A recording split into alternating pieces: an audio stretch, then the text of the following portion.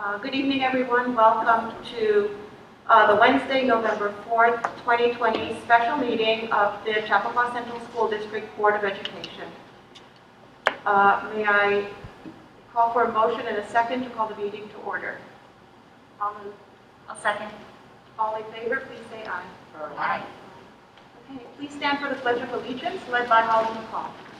I pledge allegiance to the flag of the United States of America, and to the republic which stands one nation under God, indivisible, with liberty and justice for all. Okay, so this special meeting is a work session to discuss the Town of Newcastle's form-based code. We are continuing the discussion, and so I'm going to hand it over to Christine to start off.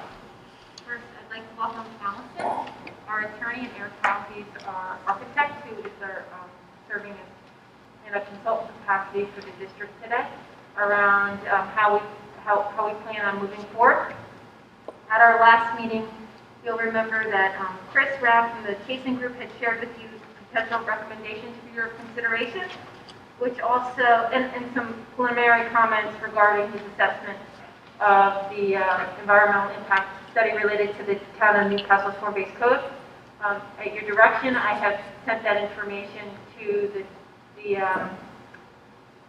town board and posted it on the website for our community to review as well. So our purpose of our meeting tonight is to discuss how the district feels comfortable moving forward in terms of providing additional commentary to the town, and whether or not we want to retain Chris to do some additional consulting work for the district, both independently and on behalf of the district with the town. And then furthermore, do we want to engage in our own capacity study with KD&G as a part of the preparation process in terms of giving feedback to the town board regarding the form-based code. So in front of you, I'd like to thank Lisa for preparing all the documents.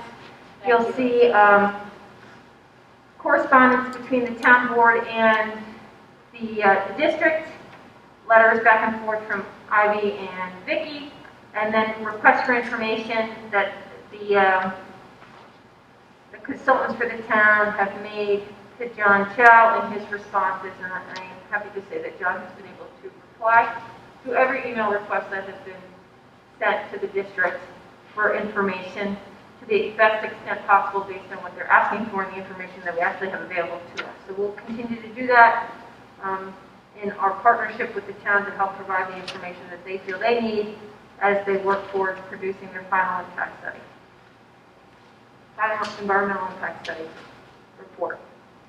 So at this point, perhaps the best thing to do is move to the recommendations portion of the letter that I sent to the Town of Newcastle from Chasing Group, and maybe go over each of them. Does that sound like it makes sense to the board? Sure. Yes. Right. So let's all just get that in front of us. Okay.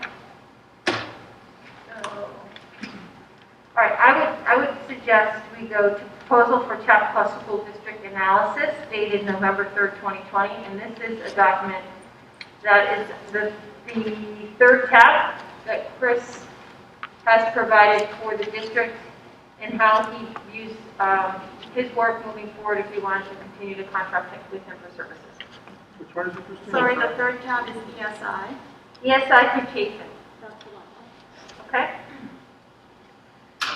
All right, so the first, should we go through each task and determine whether or not we'd like Chris to engage in that task for the district? That makes sense. Yes. All right, that sounds good. So task one, and Allison, please jump in, right, and Eric as appropriate. So scope of work. So the first task that he is bringing to your attention that he would be able to engage in is creation of multipliers. So what he's saying is the Chasing Group will create custom multipliers to estimate the number of school-age children and potential developments. They will provide multipliers for children attending public schools as well for all children regardless of type of school. And he goes board to talk about how he would engage in that work by using a community data analysis framework to calculate the expected numbers of new public school age children from the development. And then he talks about using the CDA framework, which is what I just described, and the most current public use microdata sampling, census information as its data source, and identifying comparable developments in demographically similar areas to measure population and school children per unit type. Accordingly, our estimates will be based on similar geographies and on the most available data. Our work will include a short write-up of our findings intended for the general audience. Want me to go through all of them and then discuss them all? Okay. The second is enrollment projections. So he proposes two alternative options for enrollment projections. In either analysis, we will require access to current enrollment data and potentially other school district data. Option one is a review of third-party enrollment projections. And that's where he will analyze and review the third-party enrollment projections prepared for the district, assess the methodology data and any other underlying drivers of the model for reasonableness. And he'll include a write-up of his findings. And the option two is prepare our own independent enrollment projections. So option one is they're reviewing the projections provided to us. By the town. By the town. Option two is we're going to prepare our own. And they'll be done over for the next 5 years, using current enrollment data as well as data on population growth and household change to determine overall likely enrollment. So Christine, just Yep. to clarify, that neither of those scenarios is looking at any potential additional growth as a result of the form-based code? That's how I read it, right? So it is. Well, that when you're talking about, Isn't option two talking about projections based Well- on? Projections.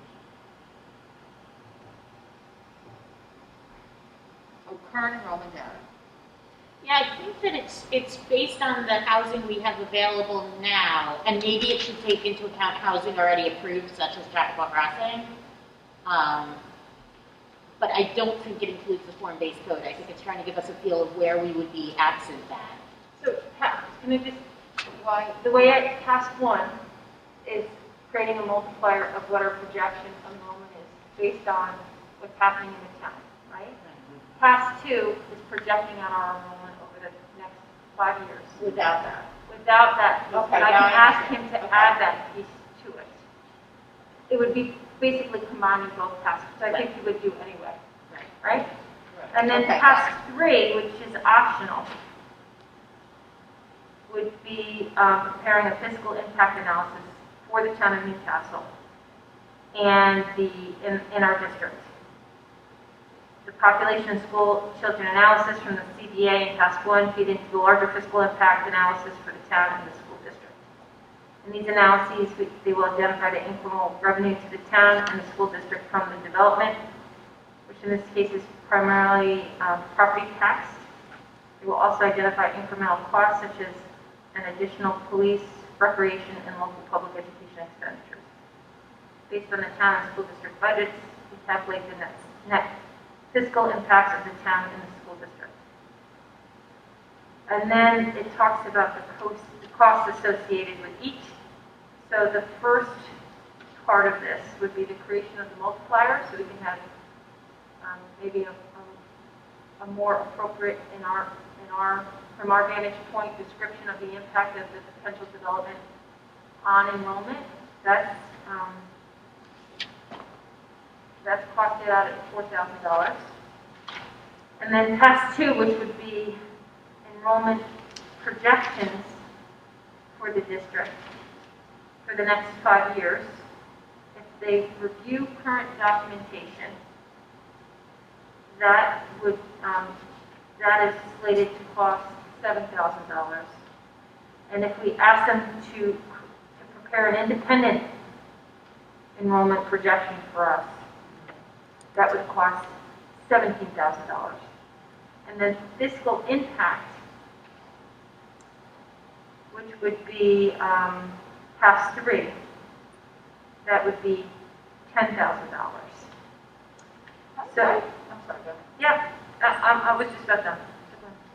I have a question though in terms of task 3, and I don't know if Allison can help us understand this, because it is sort of a combination on the impact of the school district and the town.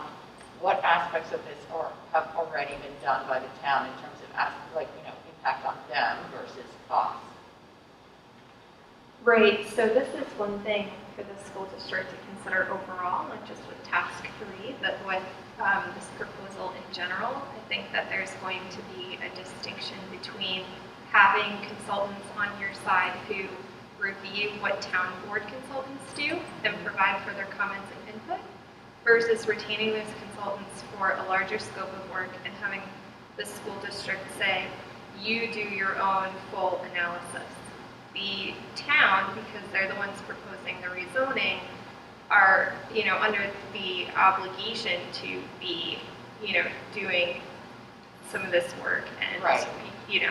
They're supposed to take your comments and then do the analysis. And so it sort of becomes, it is a larger question of to what extent, does the board want to just be reviewing what the town board is doing and, hopefully working with the town board and its consultants along the way?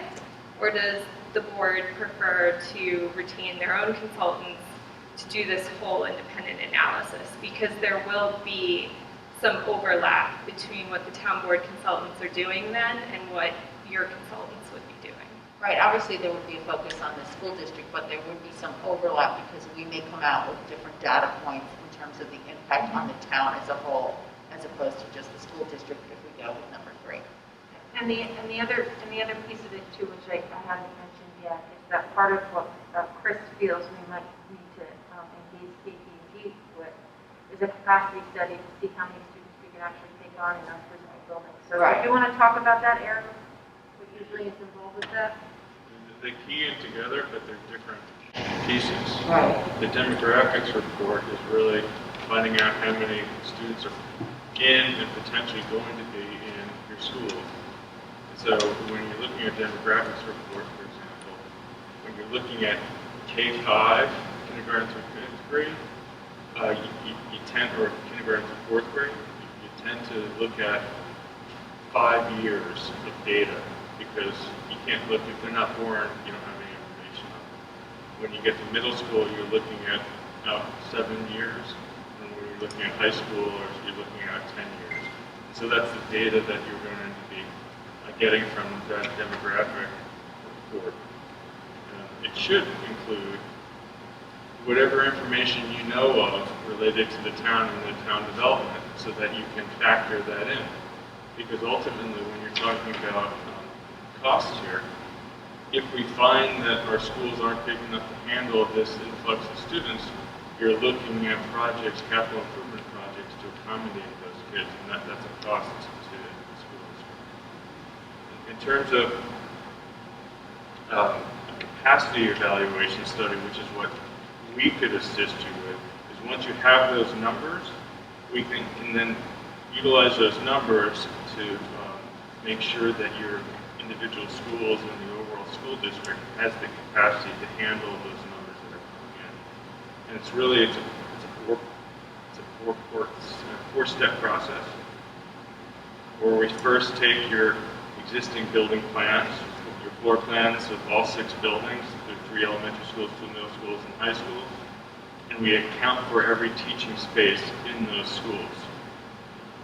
Our second step is to meet with district and the district administrators and principals of each individual school to really sit down and go through those plans to understand that every single room is used, every single teaching space is used. So it's not just the general classrooms, it's the resource rooms, it's the gyms, the special subject spaces, and the laboratories.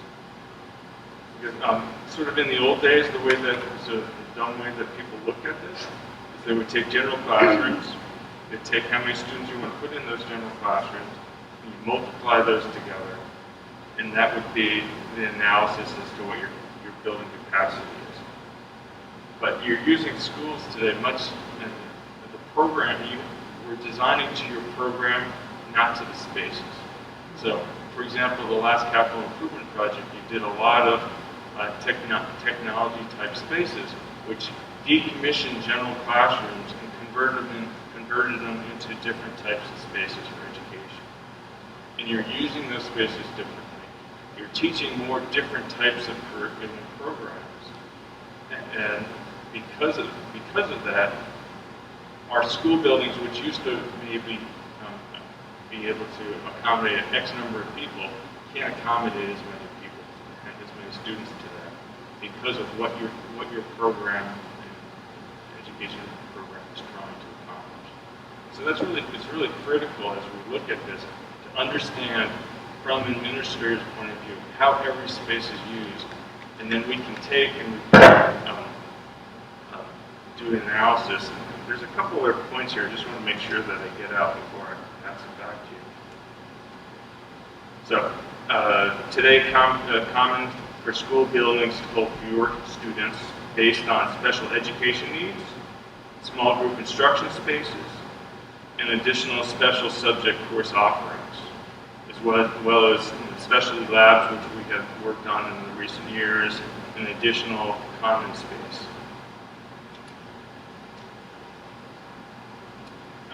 And it's different for elementary schools and middle school and high school, because elementary school classrooms, students don't move around as much, but you still have the special ed classrooms, you still have the resource spaces and special subjects. So all that space needs to be accommodated and factored in as we're doing our analysis. And the third is to calculate the capacity for each school. And so on an Excel spreadsheet, we're listing the building name, the rooms, the number for each room, the maximum number of students in each room based on your information to us. And then from that, we have a couple different factors which we apply to it. And the first is to account for annual programming efficiencies.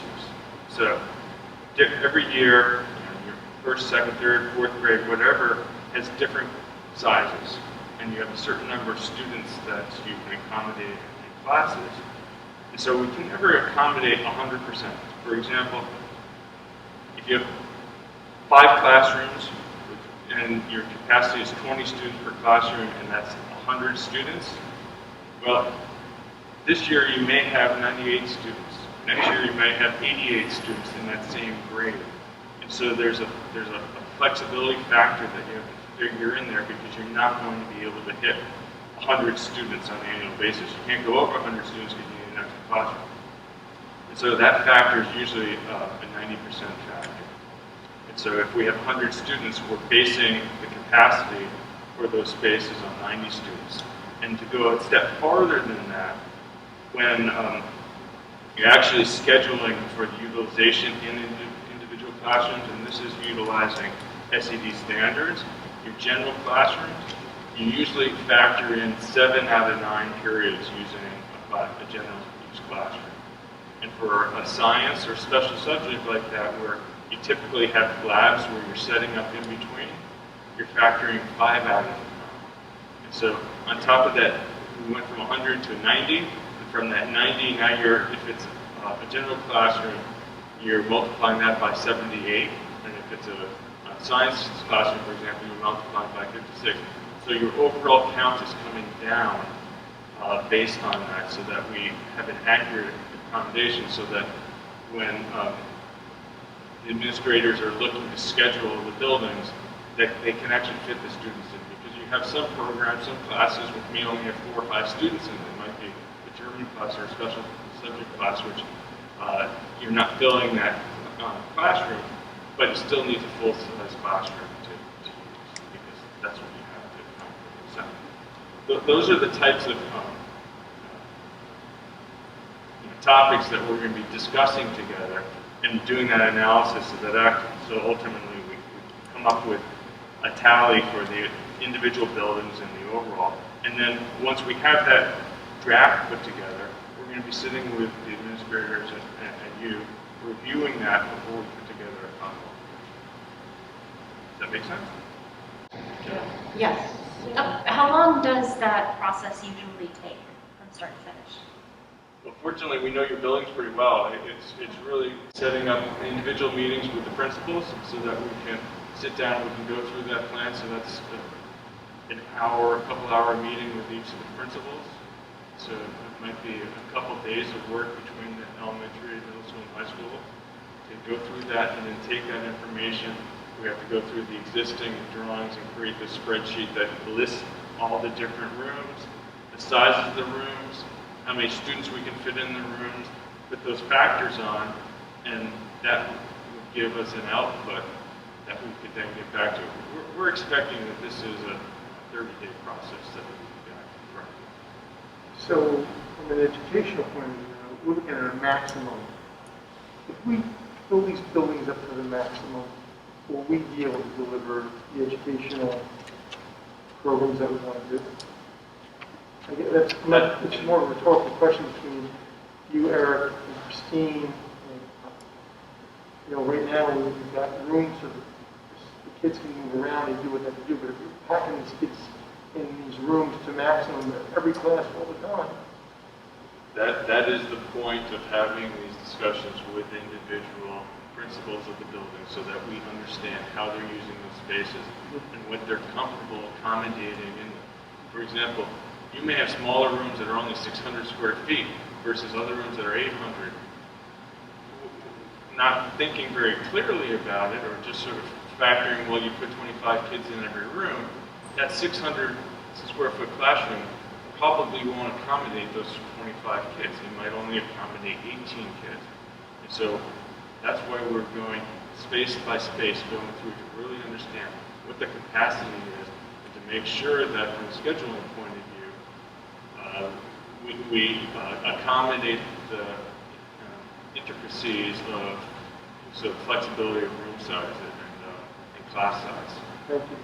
So just to follow up on what Warren said, I just want to emphasize that we've made significant investments of money and time, including a bond, to build these innovative spaces to be used the way, the way that you described.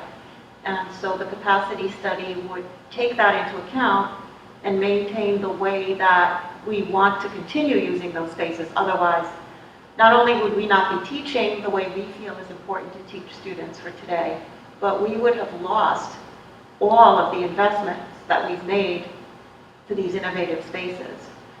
So the capacity study will be conducted with the idea of maintaining those in the way that they were anticipated to be used. Absolutely. Is that correct? Okay. Absolutely. And that's, again, the reason for having these interviews, so that we truly understand how you use the spaces and make sure that we don't change that program.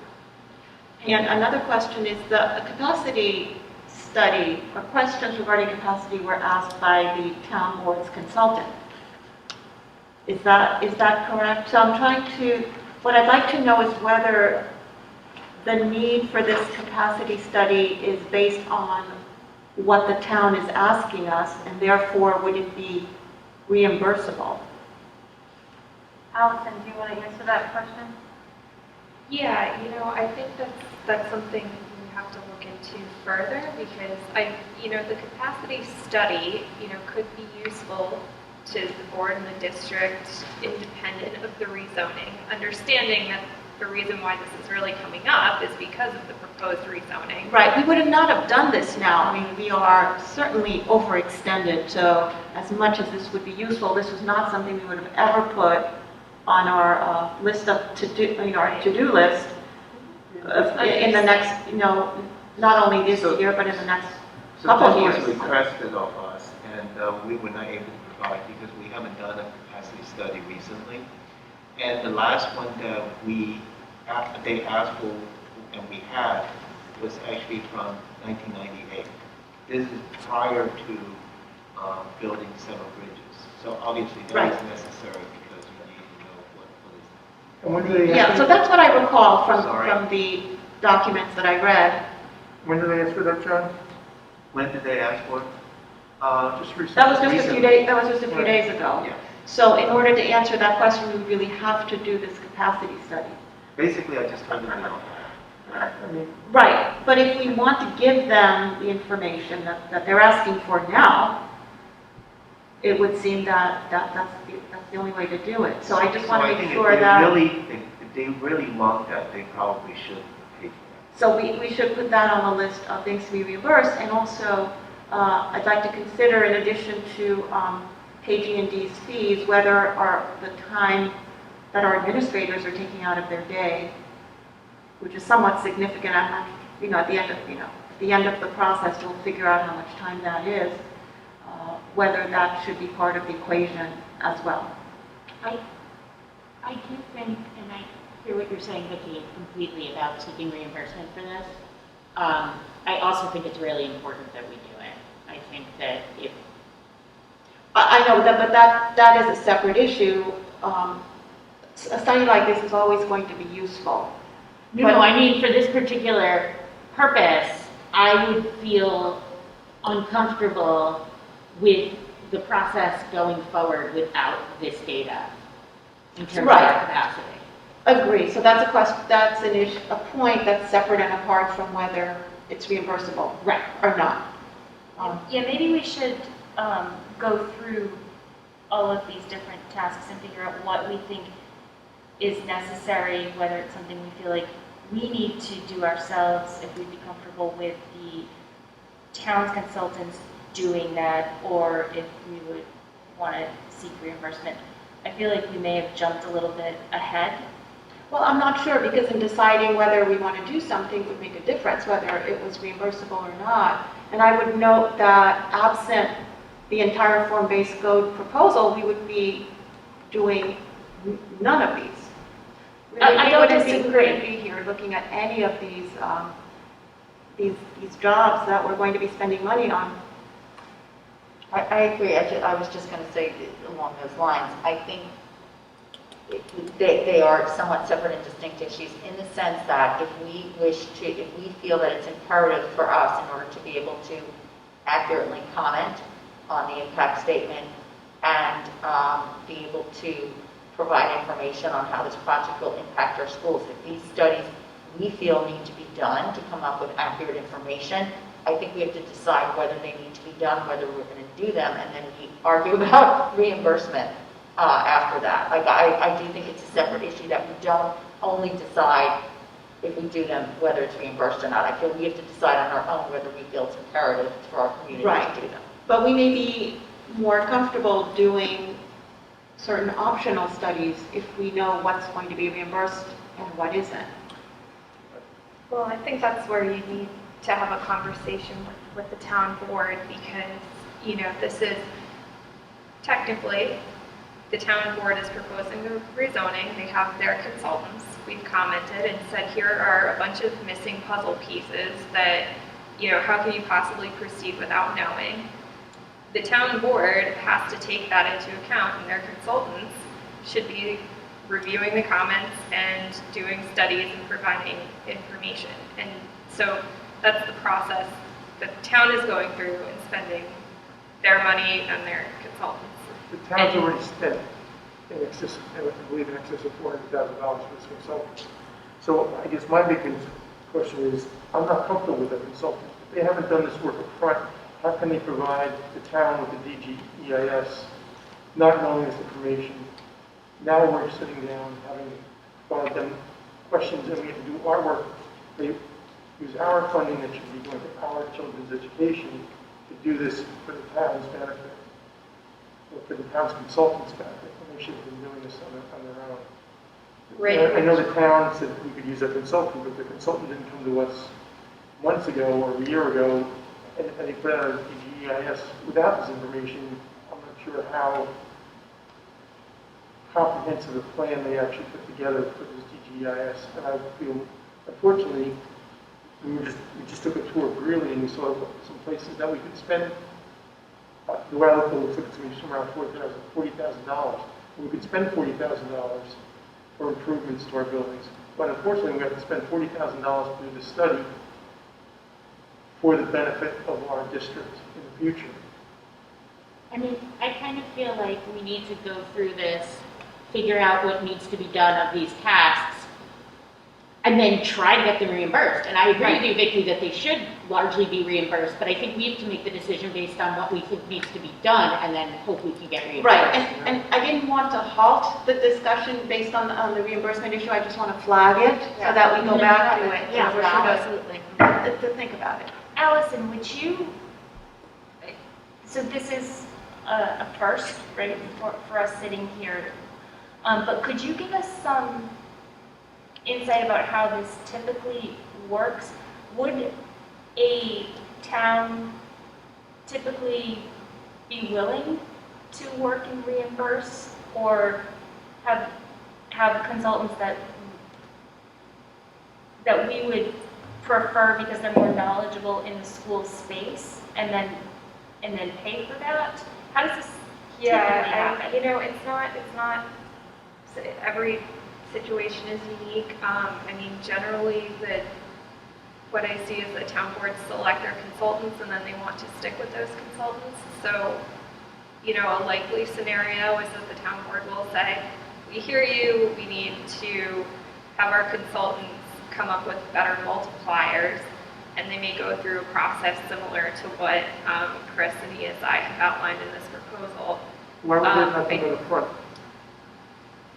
I think that they, they went with the standard, the very basic Rutgers multipliers, and I can't speak to why they didn't, dive deeper into the PUMS data, but because we have put in our comments and rightfully pointed out that data isn't, an accurate representation of Chappaqua, that's a comment in the record, and the town board and its consultants need to work to address it.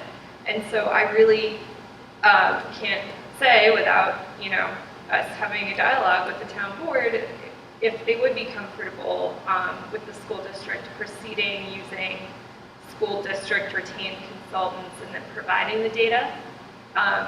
It's possible. And, it may... I don't think it's their choice whether they feel comfortable whether we do this or not. It's our choice whether we're going to be comfortable doing this or not. Well, it is absolutely your choice to spend the money and do these studies.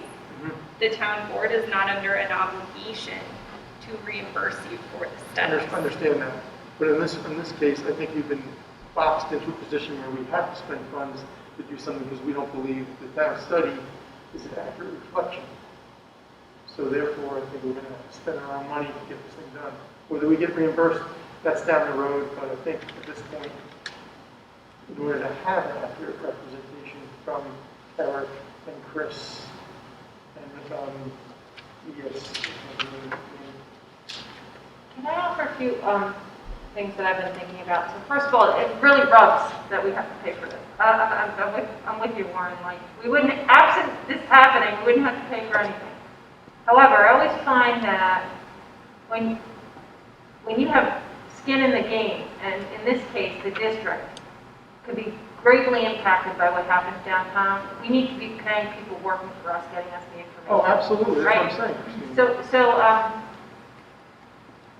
while, having to pay for someone outright and have an expense that we didn't anticipate given the situation that we're in, I'd rather move forward and have someone working for us, providing us information and the town information at the same time for them to consider however they choose fit.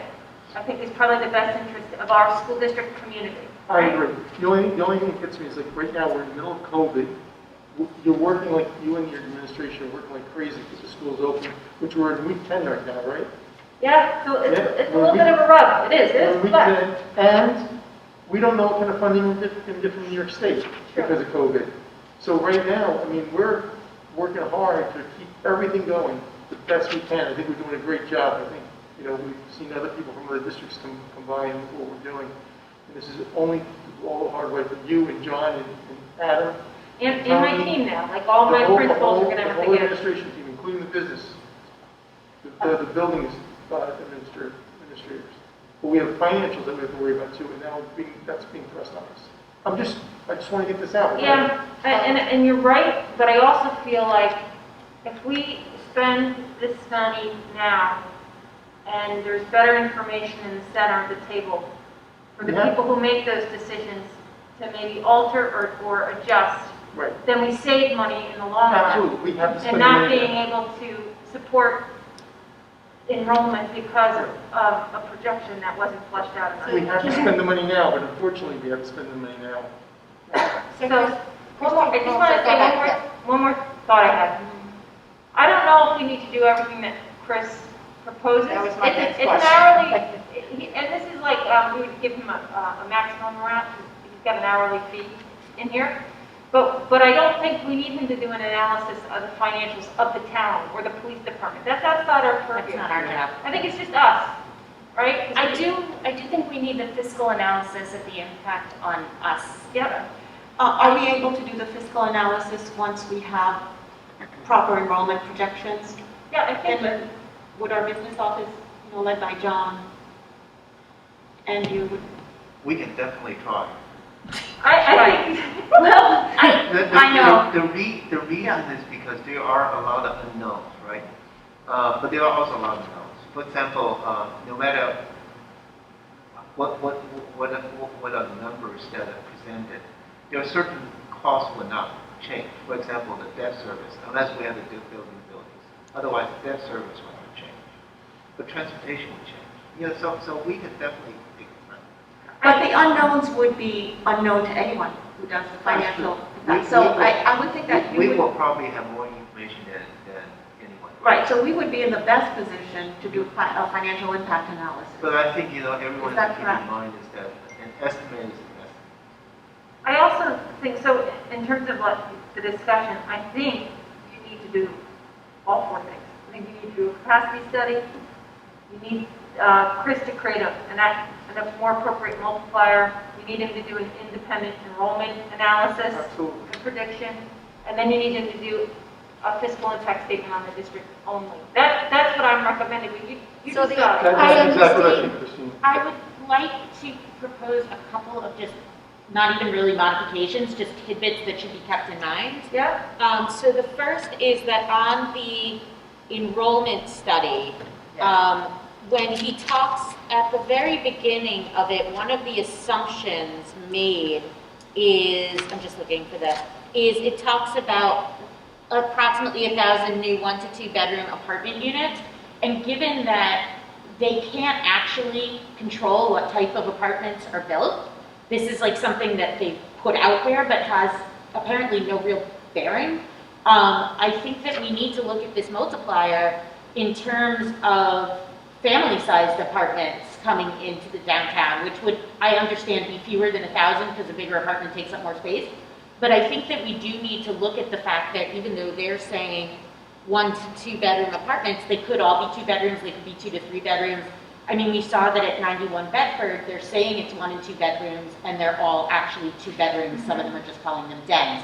So I think that we need to keep that in mind. And then the only other thing that I saw that I think is important to note is that when we're looking at the enrollment numbers and projections, and I know this part may be a little tricky, but we probably should try to account for the kids who aren't here yet, but the housing has been built, so that the Chapel Crossing townhouses and the building downtown that's opening soon, and even the 91 Bedford apartments are included in the analysis because that's housing that's already been built, even though it hasn't been factored into projections necessarily. So those were my only two thoughts. I completely agree that we have to do this, but I wanted to make sure that as long as we're doing it, we try to incorporate that data. On your first point about the bedrooms and whether or not that can be managed, that was actually something I wanted to ask Allison about. Is it true that in the code they can't mandate specific numbers of bedrooms, or you can't exceed so many units of 2 bedrooms or 3 bedrooms? Like a percentage thing, you mean, Holly? Percentages or limits or just restrictions, like no 3 bedrooms, for example. Yeah, I'd have to look into So what the form-based code is proposing, zoning codes don't go so far as to restrict the housing mix. In a multifamily building, it tends to be, whatever makes the project viable for the developer. So, mandating all 2 bedrooms could actually make the building unbuildable. Maybe, Eric. I guess But it's, there sometimes is a mixed requirement, a minimum. There might be 10%, a minimum 10% one bedroom, for example. Well, the form-based code assumes that there's a 60 or 65% of the units would be 1 bedroom. So we brought this up before. We're very dubious about that, and it doesn't seem to me that the form-based code provides any legitimate way to prevent a developer from coming in and building in more. But I would leave that to you, Allison. Usually the town code would get updated associated with this plan. And so that would become law. And if you want to do something other than that, you would have to go through a zoning process to change it. Right. So I guess we need to understand the legalities of so we may want to consider that for a comment in our final comments, Vicki. Right, we'd like some specificity in terms of the limits on the units. Right. Because our analysis is only we as talked good about as this the before.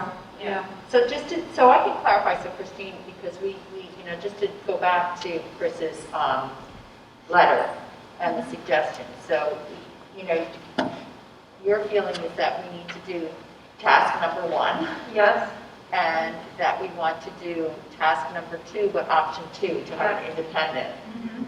And then task number 3, but that might be able to be modified if we take out some of the town information. Is that correct? Yes, and I also think we need to do a capacity And study. we need to do, I was just looking at Chris, and then add on Eric's capacity study. Right. So there are four tasks. Yep. And I just want to point out that Chris's report says that it would take 6 weeks, and I don't know if the capacity analysis is an input into task 3 in any way, shape, or form. Our work is independent, Okay. and obviously, once both are done, they overlap each other, feed into each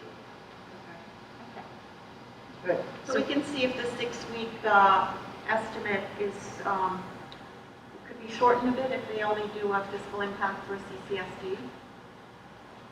And then Vicki, did you want to add something about, since we own the library, was there any aspect of the library that you wanted to add to any of this analysis? Well, so I have a few other issues that I'd like to mention. The library is one of them. And I'm not sure, since it is a CCSD library, but it's administered by their board of trustees, I would just like to touch base with them. I mean, what's the proper division of labor here between our board and the library board? Because I certainly do think we need to look at impacts to the library. Right, but I think And the question is, I would like to hear from them because they have the expertise to know what those issues would be. And they have their own budget. But I do think that needs to be put on the table.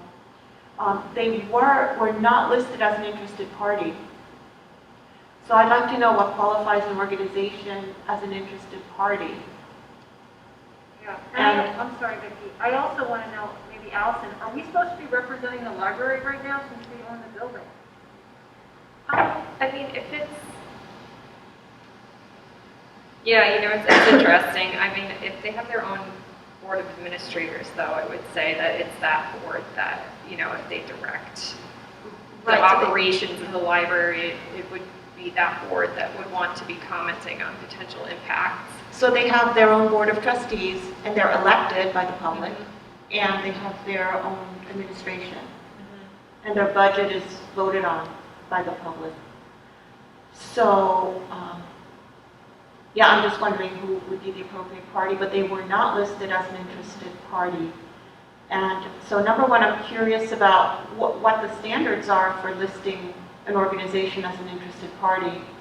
And if one of them was omitted, would that mean the DGIS would be defective? And would they have to redo it?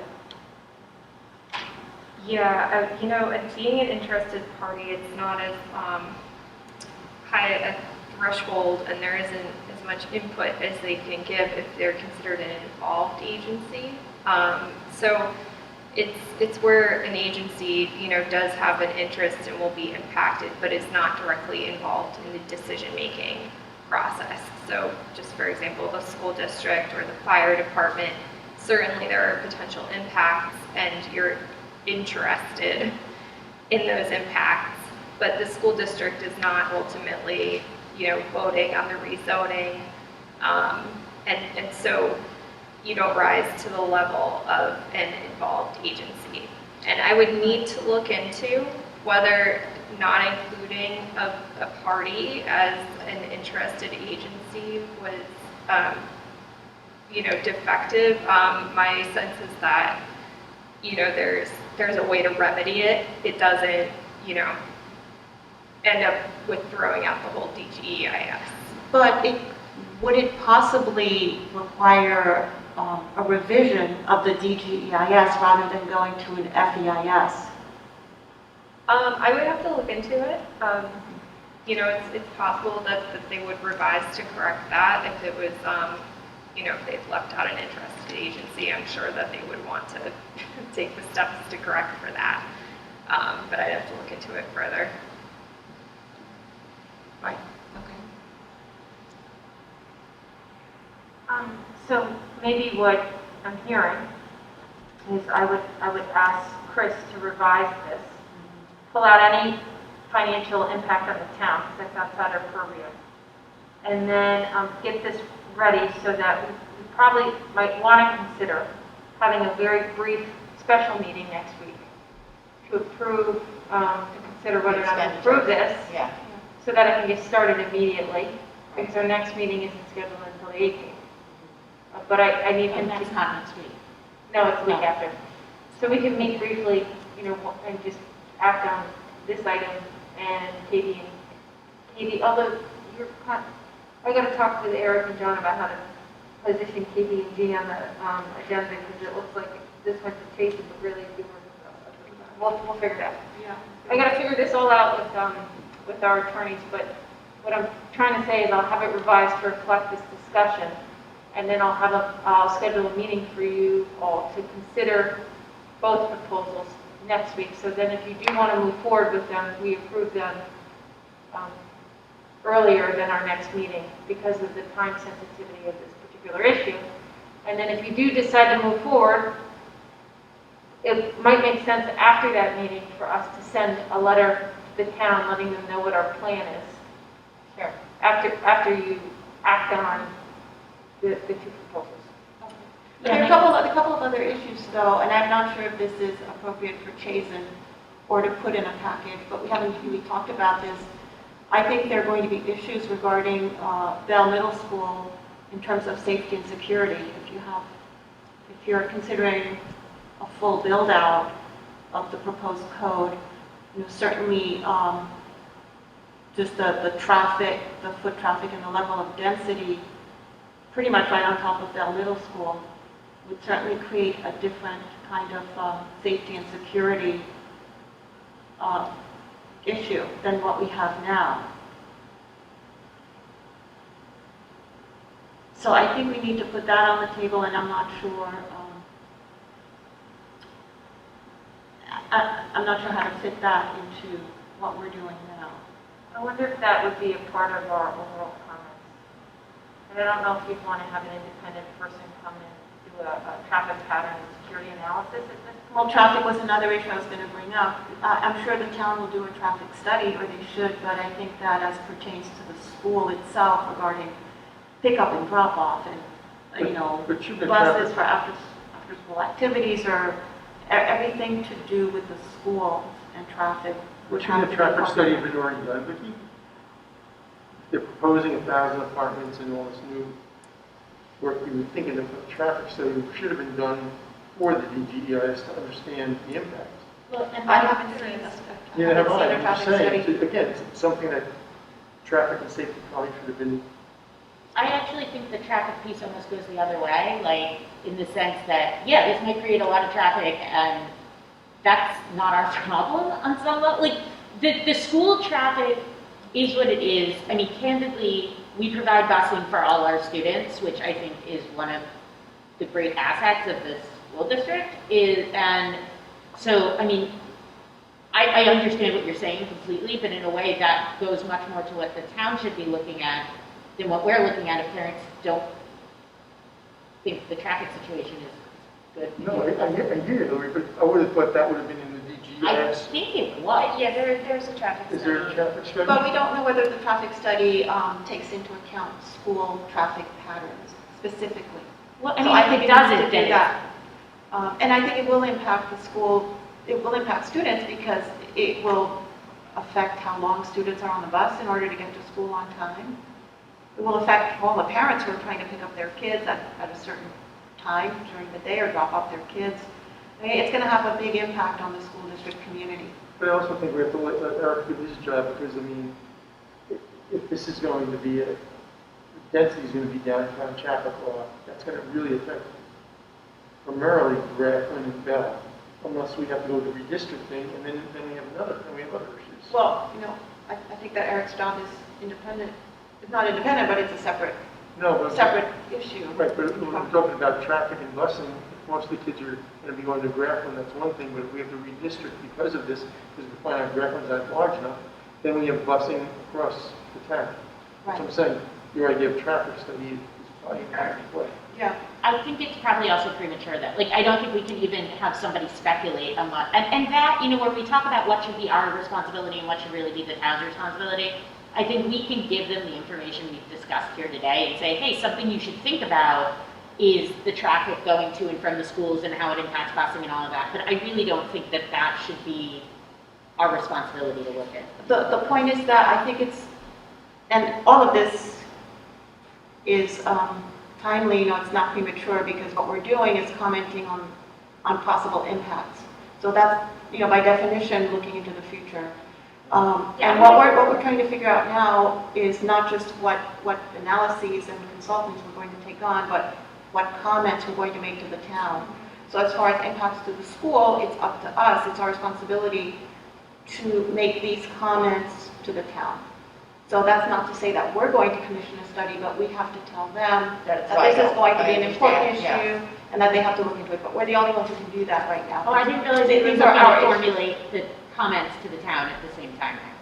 Well, I guess we're talking about all of the issues that I think we're sort of doing, that are going to come to bear, in the same way that we're talking about the library. The library should do its own, its own list of issues. Can I add another issue that I have a concern about? And that's the parking area that is behind the merchants and between the merchants and the Bell Field. I understand that that is used by the town as municipal parking, but is actually in part owned by the school district. That is true. So I think that we may want to ensure that that's not necessarily being counted on in terms of parking for these new structures, because we may end up needing to use that parking differently or that space differently with an influx of students.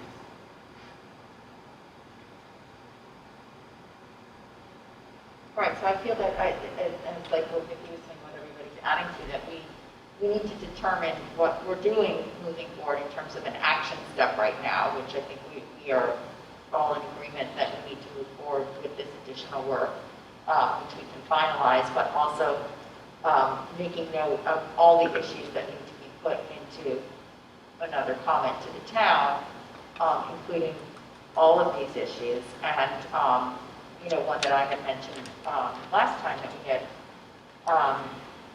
a work session was with stopgap measures, which I'm still very unclear about, in terms of, once we do all this and we see what the enrollment is, and it's all projections anyway, if we get to a certain point, like has been showed maybe in other districts that have a form-based code, whether something can be inserted into this code that once enrollment goes up a certain percentage or a certain number of students, et cetera, that there has to be some sort of, and I don't like to use the word moratorium, but there has to be some additional protections that, well, this is what we anticipated, it's coming up to that or going above, that as a result, the code would allow to put a halt on further development to make sure that there was an additional impact on schools.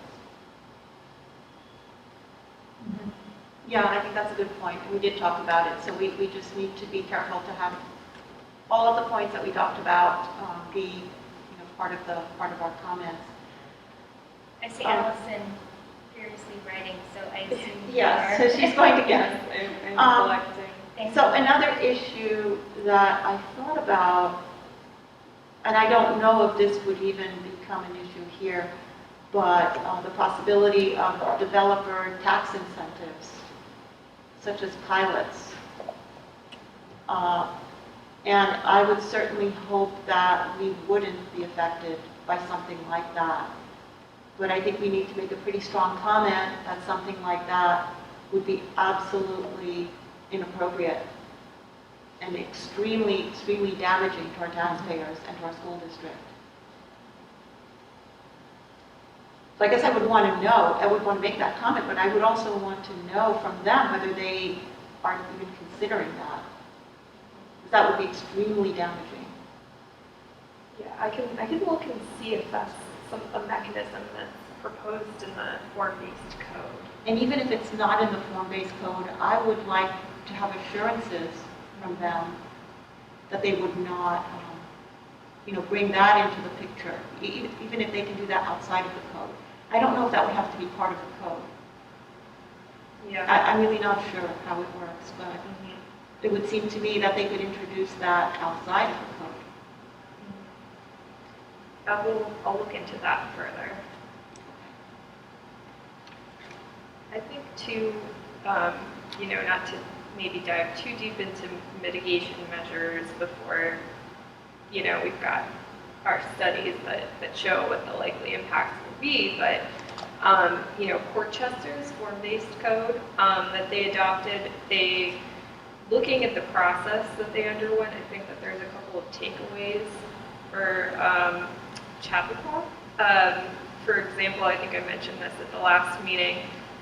Originally, Portchester was going to make pretty much any development that fits squarely in the form-based code as of right and an administrative process, which means that it wouldn't be subject to a site-specific environmental review. And at the end, before they adopted it, they actually changed it, recognizing that, that was going to,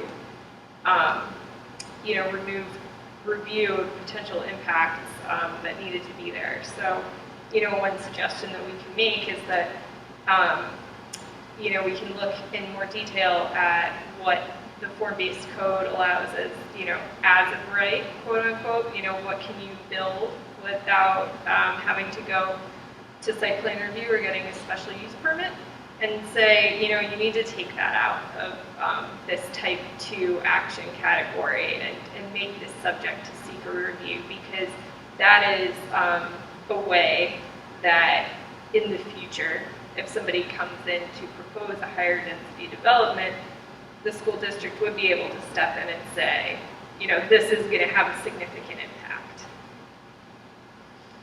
And I believe that Portchester also implemented a mechanism where the developer, if they were going to, hit a certain threshold or generate projected generation of a certain number of school children, that they actually had to pay a fee to offset that. I read that. saw that. Right, I remember reading that, The yeah. fee is very low, and it's only a one-time It's a fee. one-time fee. But That makes no difference whatsoever. Just as Yeah, know. no. That No, is I know, we just, saw, yeah. We saw that. But there are That's what they did. That's such a red herring, that is, no. I I'm assuming that any sort of prohibitions on what could or could not open in town would sort of follow form-based code. Like, I recall that I think the town passed an ordinance that, like, there can't be vape shops, for example, in the town. Like, those kinds of ordinances are not superseded by the code, right? Like, those are all still. You know, I'd have to look into that further. I mean, I'd tend to think if the town had, you know, passed an ordinance specifically saying they didn't want that type of use, that would still hold.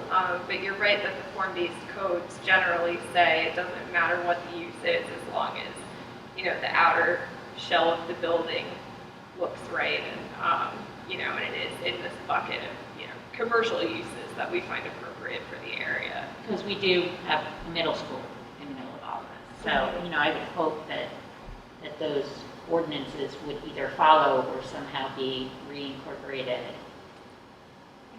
I could look into that further as well.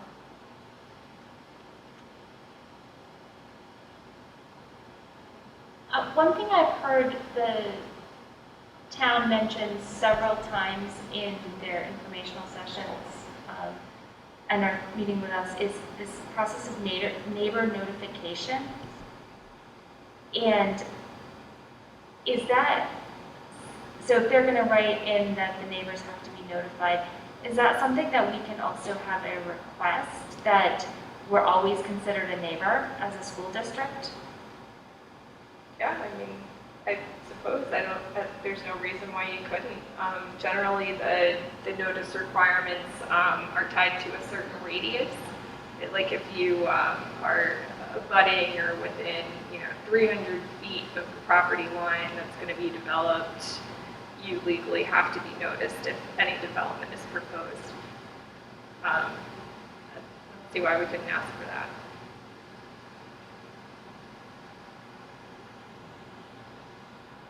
I mean, it's just a thought when we start thinking about how do we know how much impact we've had.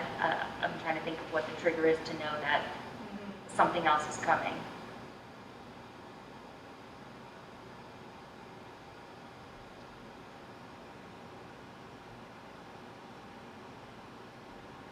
Is there anything else? No, good. So can we just go over our Yeah. list of all of the items we're going to put on, Yes. So I'm going to connect with Chris Graham. Usually Allison and I do this together with David Jones. We're going to ask him to move forward with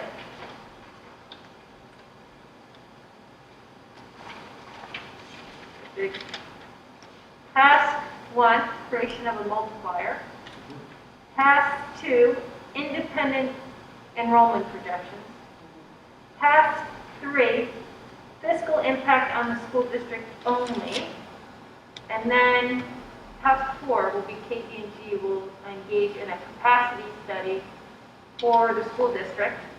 So I will have Chris revise his proposal and work with Eric, David, Shaw, and Allison to prepare an agenda for your consideration early next week to act on those 2 items. KD&G and Chase and companies work with us in terms of moving forward with the environmental impact analysis. And then once we're in a place where I think we have everything ready for your consideration, I'll have Lisa work on setting up a meeting next week, likely on Tuesday. Wednesday, there's no school. Okay? okay. And then after Tuesday's meeting, however you decide to act, I recommend we send something to the town, letting them know how the district plans on gathering more information for their consideration. So their last public hearing is on the 10th, right? So that is, That's Tuesday next week, right? that's Tuesday. Oh, let me see. Yeah.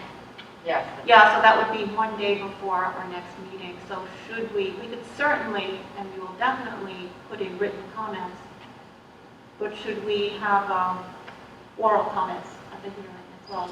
Perhaps Allison, if you would be so good as to do that. Yeah, I mean, I'm happy to work with you to put in oral comments. Also, we have, if the last public hearing is indeed on the 10th, we have 30 days to put in our written comments after that. I know, yeah. But, But my question is, I think we should do oral and written as well. Yeah, I'd be very happy to work with you on that. In that case, we may need to try to meet Monday. Yep. Okay. So we'll try to meet on Monday. So let me see where we are tomorrow before we try to get this in a place where it's presentable.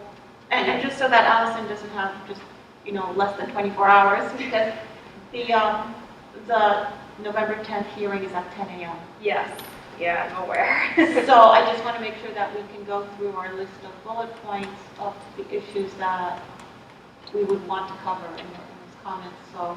Yeah, it would be helpful if I'm happy to, take from the notes that I've taken this evening, and create a list for the board's review, and if I can get any, feedback. Right. Okay, So excellent. what I Thank have, yes, what I have on my list now are, issues of safety and security for Bell Middle School, traffic study, enrollment projections for the existing new developments, Conifer, the Chapel Crossing, Cupola, and Townhouse units, and 91 Bedford Road. We have the library as an interested party. We have the parking area near Bell that's owned by the school district.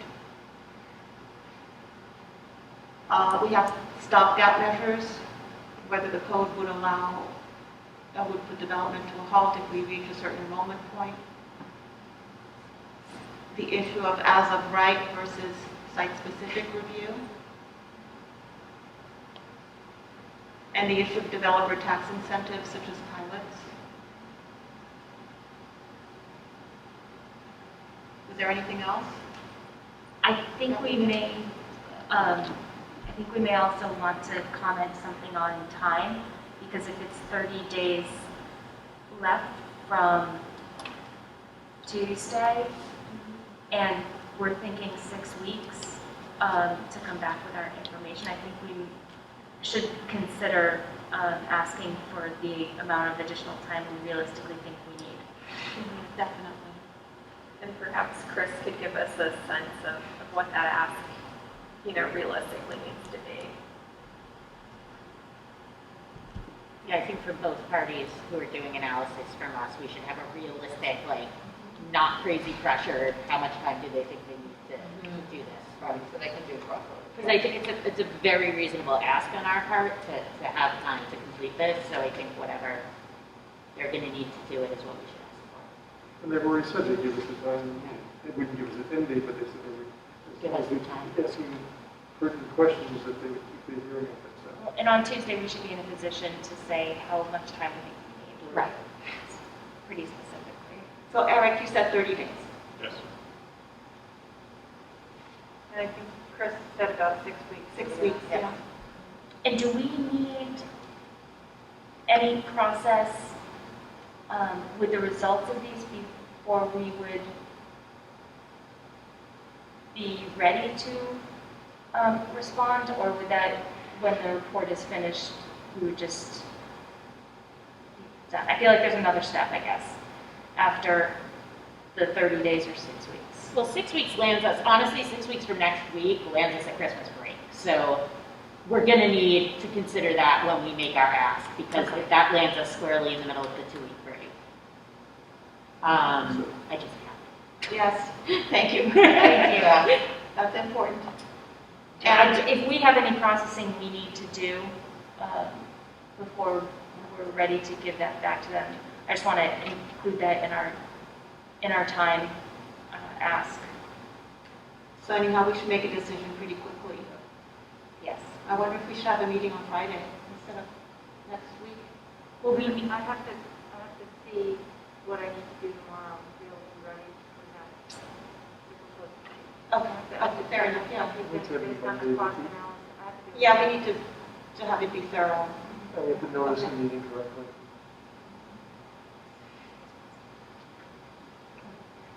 I just don't know if I'll know enough time tomorrow to set the meeting 24 hours in advance. Right, I understand, yeah.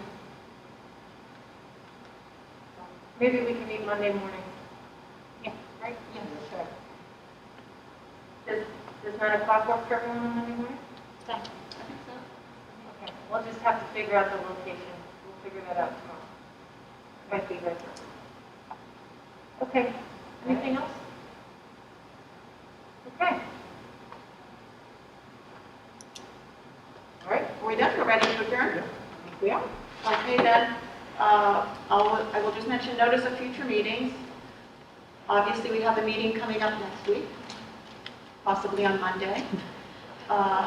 Then following that, we will have a meeting on Wednesday, November 18th at 7:30 p.m. here at the Horace Greeley Auditorium. And following that would be a meeting on Wednesday, December 9th at 7:30 p.m. at the Horace Greeley Auditorium.